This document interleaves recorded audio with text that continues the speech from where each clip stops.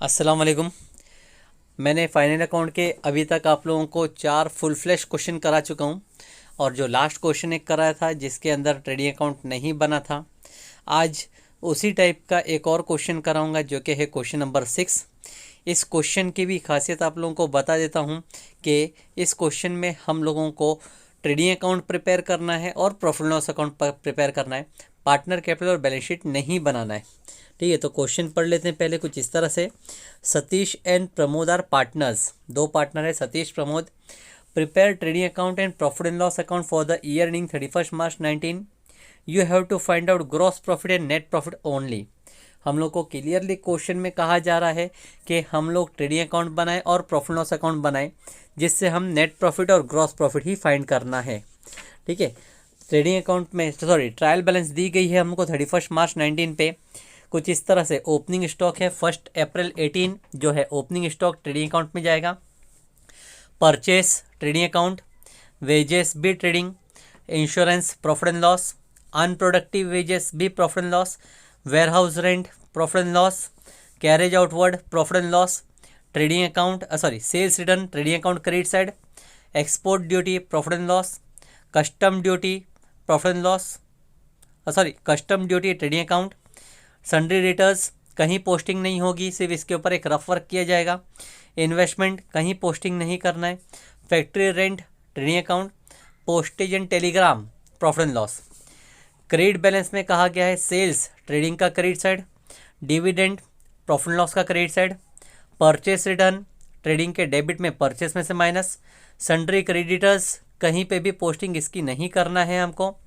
10% bank loan with effect from 1 जुलाई 18, ये 10% bank loan की posting कहीं करना नहीं है, लेकिन इसके ऊपर 10% इंटरेस्ट कैलकुलेट करना है। वो इंटरेस्ट आएगा डेबिट में क्योंकि इंटरेस्ट ऑन बैंक लोन देना पड़ता है। अदर रिसिप्ट्स इनकम है हमारे लिए, प्रॉफिट लॉस के क्रेडिट में आएगी। एडजस्टमेंट कहा गया है the closing stock is valued at ₹15,400। Closing stock का वैल्यू है 15,400।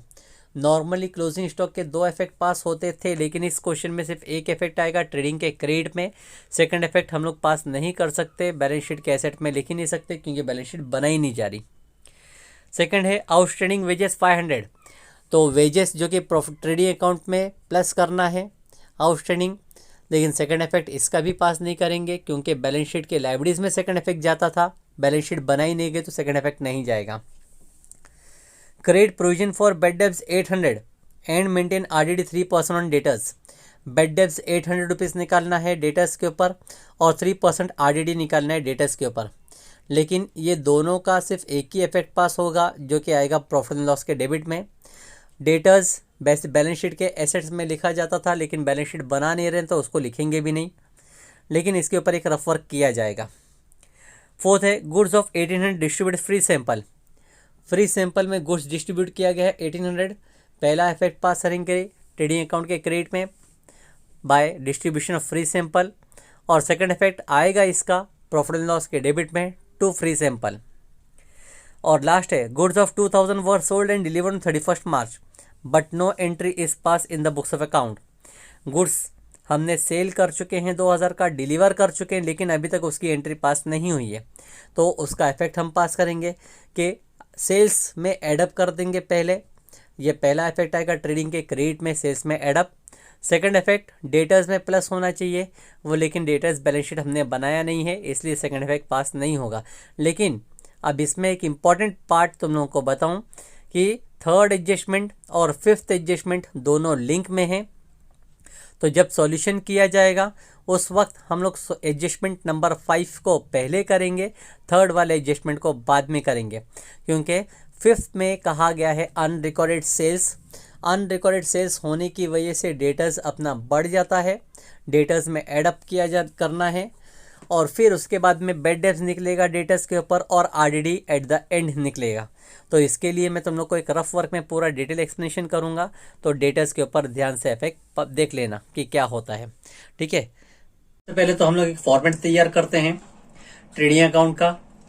ट्रेडिंग अकाउंट में लिख कर रखते हैं opening stock purchase minus return outward, credit में लिख कर रखते हैं सेल्स माइनस रिटर्न इनवर्ड। ठीक है, वैसे ही एक और प्रॉफिट एंड लॉस का फॉर्मेट तैयार करते हैं। Old bad debts new bad debts, new RDD minus old RDD पूरा लिख के रखते हैं। ठीक है, हम लोग ने ये दोनों ही फॉर्मेट तैयार किया है क्योंकि क्वेश्चन में हमको ये दोनों चीज पूछी गई है। अब एडजस्टमेंट वाइज एंट्री पास करते हैं। पहला एडजस्टमेंट कहा गया था क्लोजिंग स्टॉक इज वैल्यूड 15,400, तो क्लोजिंग स्टॉक का इफेक्ट हम पास करेंगे ट्रेडिंग के क्रेडिट साइड में बाय क्लोजिंग स्टॉक जिसका अमाउंट है 15,400।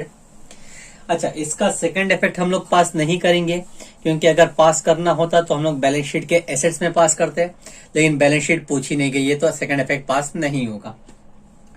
आउटस्टैंडिंग वेजेस सेकंड एडजस्टमेंट कहा गया 500, तो हम लोग डेबिट में लिखें टू वेजेस। वेजेस का अमाउंट ट्रायल बैलेंस में दिया गया है 1000। अब कहा जा रहा है आउटस्टैंडिंग, तो हम लोग प्लस करेंगे आउटस्टैंडिंग। आउटस्टैंडिंग का अमाउंट है 500, एड अप करके हो जाता है 1500। सेकंड इफेक्ट अगर पास किया जाता तो लाइबिलिटी साइड में पास करते, लेकिन बैलेंस शीट नहीं बनी है इसलिए सेकंड इफेक्ट इसका भी पास नहीं किया जाएगा। ठीक है, थर्ड है credit provision for bed debts 800 and maintain RDD 3% and debtors. Bed debts निकालना है 800 का और आरडीडी निकालना है 3%। तो ये दोनों ही इफेक्ट मैं अभी नहीं पास करता, ये दोनों को मैं पास करूंगा बाद में आफ्टर कंप्लीटिंग एडजस्टमेंट नंबर 5। तो पहले मैं एडजस्टमेंट नंबर 5 ही कर लेता हूं, उसका रीजन भी बता देता हूं क्यों। ठीक है, 5 वाला एडजस्टमेंट कहा गया goods of 2000 were sold and delivered on 31 March but no entry is pass in the books of account. Books of account में हमने एक एंट्री पास नहीं किया है, वो है गुड्स सेल करने की। हमने गुड्स सेल कर दिया, डिलीवर भी कर चुके, लेकिन एंट्री पास नहीं किए, जिसको शॉर्ट में कहा जाता है अनरिकॉर्डेड सेल। सेल किया था, रिकॉर्ड नहीं किया, तो अब सेल्स में रिकॉर्ड करेंगे। सेल्स के नीचे रिटर्न इनवर्ड के बाद में एक लाइन छोड़ के लिखूंगा प्लस अनरिकॉर्डेड सेल। ठीक है, अनरिकॉर्डेड सेल्स जिसका अमाउंट में लिखूंगा इनर कॉलम में 2000। अब इसका सेकंड इफेक्ट अगर मैं पास करूं तो सेकंड इफेक्ट पास होता है बैलेंस शीट के एसेट में, डेटर्स में प्लस कर दे। मैं फिलहाल यहाँ पे एक एजम्पशन लेता हूं, ये मेरा डेटर्स है जिसका अमाउंट ट्रायल बैलेंस में दिया गया है 40,000। 40,000 में प्लस करूंगा प्लस अनरिकॉर्डेड सेल। ठीक है, 2000 अनरिकॉर्डेड सेल्स था 2000, इसमें ऐड हो गया तो टोटल डेटर्स का अमाउंट हो जाता है 42,000। ये बैलेंस शीट में करना पड़ता, लेकिन बैलेंस शीट बनाया नहीं हूं तो इसका इफेक्ट पास नहीं होगा, लेकिन रफ में मैं कर रहा हूं क्योंकि एक एडजस्टमेंट आएगा यहाँ पे। ठीक है, अब वो जो थर्ड वाला एडजस्टमेंट है वो कंटिन्यू करते हैं। Credit provision for bed debts 800, provision for bed debts है तो वो आरडीडी कहलाता है, न्यू आरडीडी, जो कि बैलेंस शीट के डेटर्स में माइनस करते हैं। ये डेटर्स मैंने यहाँ पे बनाया हूं, यहीं पे लिखता हूं मैं minus new RDD, new bad debts है। ये बेड डेब्ट्स का अमाउंट है 800 रुपए। जब 42,800 में से 800 मैंने माइनस किया तो बैलेंस बचेगा 41,200। उसी के आगे बोला गया था 3% आरडीडी निकालने के लिए, तो हम लोग माइनस करेंगे माइनस न्यू आरडीडी। आरडीडी के यहाँ पे परसेंटेज भी लिख देता हूं ब्रैकेट में। ठीक है, 3%, ये 41,200 का 3% निकालेंगे। 41,200 मल्टीप्लाई बाय 3 डिवाइड बाय 100 तो आएगा 1236। अगर मैं ये बेड डेब्ट्स निकाल रहा हूं, आरडीडी निकाल रहा हूं, तो वो अनरिकॉर्डेड सेल्स के बाद में ही होना चाहिए। ठीक है, अनरिकॉर्ड सेल्स पहले एडअप हो जाना चाहिए, बिल रिसीवेबल डिसऑनर्ड पहले एडअप हो जाना चाहिए, उसके बाद में ही बेड डेब्ट्स या आरडीडी निकाल सकते हैं, उससे पहले नहीं। इसलिए मैंने यहाँ पे रफ में किया हूं। अभी न्यू बेड डेब्ट्स है, न्यू आरडीडी, इसका इफेक्ट प्रॉफिट लॉस में आएगा। न्यू बेड डेब्ट्स के सामने लिखूंगा 1800, न्यू आरडीडी के सामने लिखूंगा 1236। अगर मैं पहले ये एडजस्टमेंट कर लिया होता तो मेरा आरडीडी का अमाउंट गलत आता, जिसकी वजह से मेरा सॉल्यूशन गलत हो जाता। इसलिए मैंने एडजस्टमेंट नंबर 5 पहले किया हूं, उसके बाद में मैंने एडजस्टमेंट नंबर 3 किया हूं। लास्ट एडजस्टमेंट है fourth, goods of 18 were distributed free sample. 1800 का गुड्स फ्री में डिस्ट्रीब्यूट किया गया, ट्रेडिंग के क्रेडिट में आएगा by goods distributed as free sample, जिसका अमाउंट है 1800। सेकेंड इफेक्ट आएगा प्रॉफिट लॉस के डेबिट में to free sample, free sample का अमाउंट है 1800 रुपये। इस तरह से मेरे एडजस्टमेंट पूरे कंप्लीट हो गए। अब मैं ट्रायल बैलेंस की पोस्टिंग शुरू करूंगा। सबसे पहले दिया है स्टॉक 8700, जिसको लिखेंगे ओपनिंग स्टॉक के सामने 8700। परचेस 18300, परचेस के सामने इनर कॉलम में आएगा 18300। वेजेस ऑलरेडी लिखा जा चुका है। इंश्योरेंस प्रॉफिट एंड लॉस में आएगा इंश्योरेंस, जिसका अमाउंट दिया गया था 800। अनप्रोडक्टिव वेजेस वो भी डेबिट में आएगा। अनप्रोडक्टिव वेजेस का अमाउंट दिया गया 1400। वेयर हाउस रेंट वो भी प्रॉफिट लॉस में आता है, लिखेंगे to warehouse rent. Warehouse rent का अमाउंट दिया है 600। कैरेज आउटवर्ड भी प्रॉफिट लॉस में आएगा, to carriage outward. Carriage outward का अमाउंट है 1200। सेल्स रिटर्न बोला गया है, सेल्स के नीचे माइनस रिटर्न इनवर्ड में लिखेंगे 600। एक्सपोर्ट ड्यूटी बोला गया है, प्रॉफिट एंड लॉस में आएगा debit side, to export duty, जिसका अमाउंट कहा गया है 600, सॉरी 1400 एक्सपोर्ट ड्यूटी का अमाउंट। एक्सपोर्ट ड्यूटी का अमाउंट है 1400, रेक्टिफाई कर देते हैं।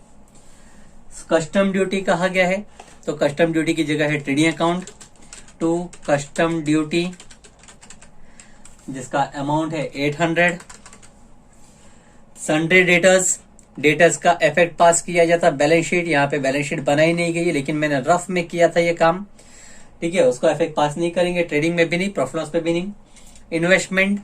इन्वेस्टमेंट भी अगर पोस्टिंग होती है तो एसेट्स में, लेकिन यहाँ पे एसेट्स नहीं है इसलिए पोस्टिंग नहीं की जाएगी। फैक्ट्री रेंट आएगा ट्रेडिंग अकाउंट में, टू फैक्ट्री रेंट, और अमाउंट है फैक्ट्री रेंट का 1600।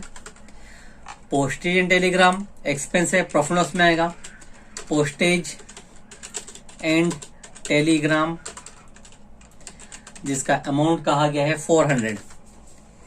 क्रेडिट साइड में सेल्स कहा गया था 68,000, तो सेल्स में लिखेंगे 68,000 इनर कॉलम में।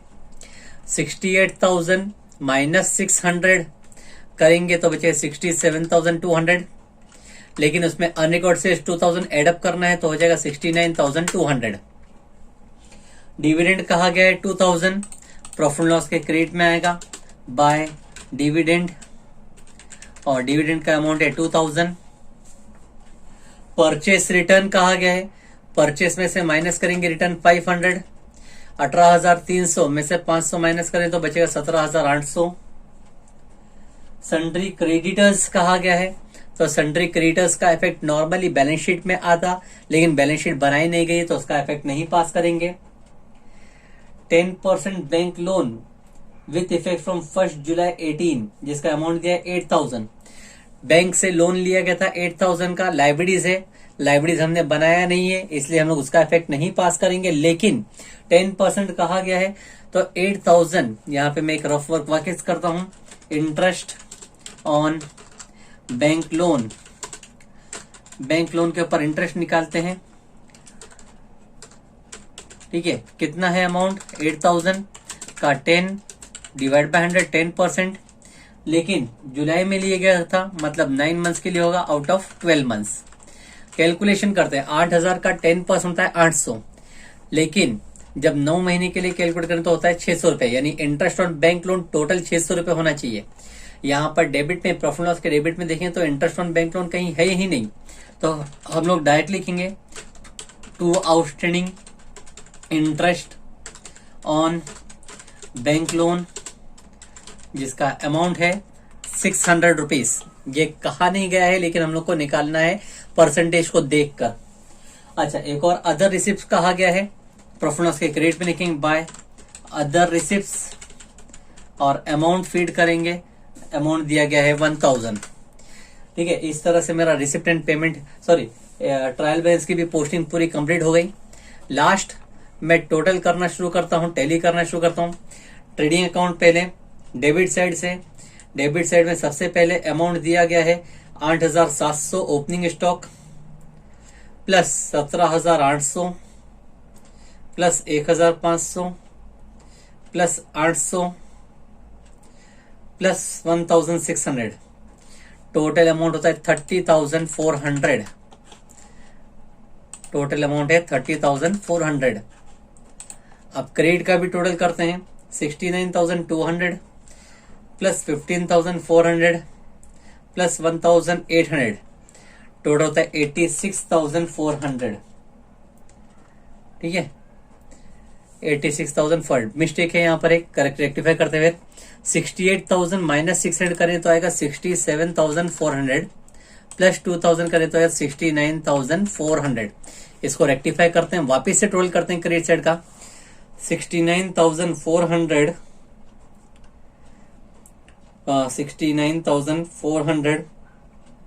प्लस 15,400 प्लस 1,800, तो टोटल अमाउंट जो बनता है वो होता है 86,600। 86,600 आएगा टोटल। लिखते हैं दोनों साइड 86,600 86,600 माइनस करेंगे इसमें से 30,400, तो बैलेंस बचता है मेरा अमाउंट 56,200, जिसको नाम लिखा जाए 2 ग्रॉस प्रॉफिट कैरिड डाउन। ठीक है, ये ग्रॉस प्रॉफिट आया।